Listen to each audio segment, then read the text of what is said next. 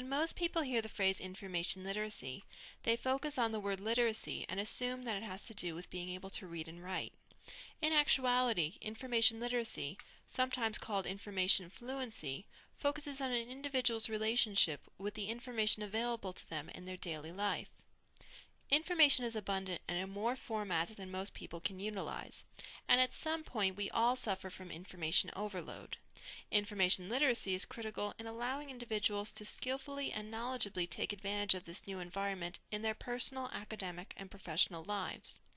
In this tutorial, the basic concepts of information literacy will be explored, especially as they pertain to students in higher education. The term information literacy was coined in 1974 by Paul Zurkowski, who noted that those who were information literate were able to mold information sources in order to find the solutions to problems.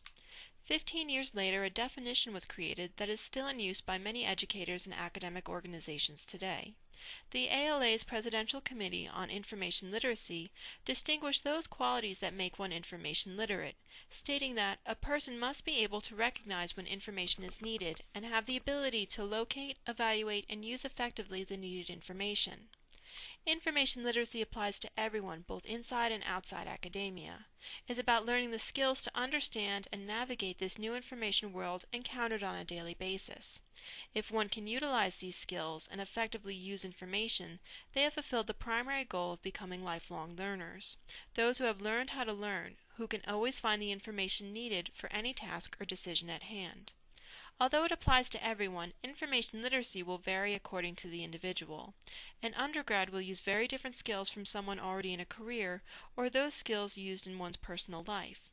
We will look briefly at information literacy as it pertains to higher education.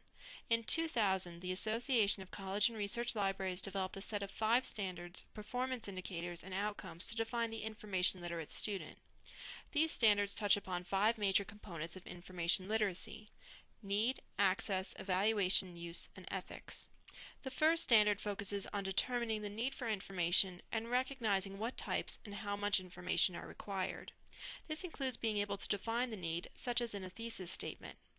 It's knowing what resources are available for the particular subject and choosing those that will be the most effective. This standard discusses recognizing the feasibility of conducting certain research while also coordinating a realistic timeline. The student should be willing to reevaluate and clarify their information needs throughout this process. The second standard focuses on accessing information. It may seem that students would be adept at this because of the abundance of information and easy-to-use search tools. However, this standard is really about getting the best information and not necessarily the most or fastest. Students must be aware of the research methods used in the particular subject field. They need to apply effective search strategies within appropriate tools to then access this information. Although there are always exceptions, it is important for them to try to use a variety of methods and systems instead of relying on a single research tool like Google, and they must be willing to refine their search strategies as needed. Finally, it is crucial that once found, students can manage these resources, being able to extract and organize the pertinent material so that it can be easily accessed while working on their final product.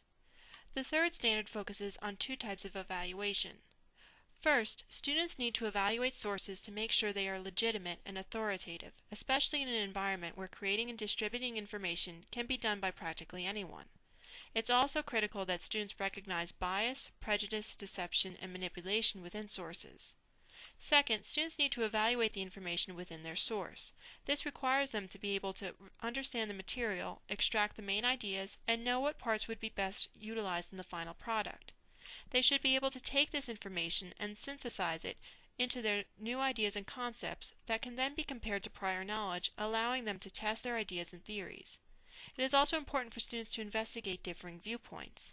They need to be willing to discuss their findings and research with other individuals and practitioners. Finally, based on the information gathered, students need to evaluate their strategies to determine if modifications will be required to get better or more applicable resources. Standard 4 is about using this newly evaluated information to create a product such as a research paper. In general, this standard focuses on being able to cohesively and adeptly incorporate and utilize the new and prior information and effectively present it in a way that is understandable and clearly supports the main thesis. Finally, according to Standard 5, students need to be aware of the ethics of information. This does not mean students simply need to cite their sources to avoid plagiarism, although this is an important point.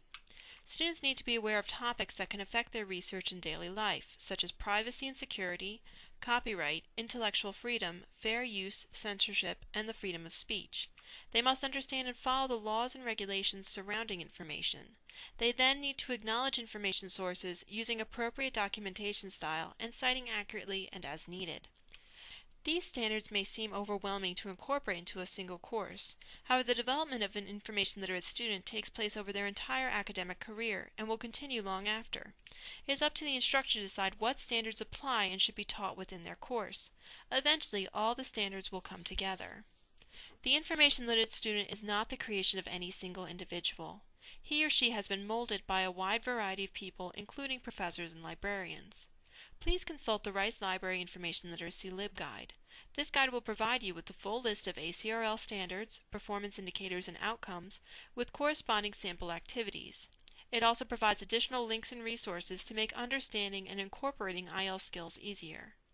Please ask the reference librarians at Rice Library about what you can do to make information literacy a more prevalent part of your classes.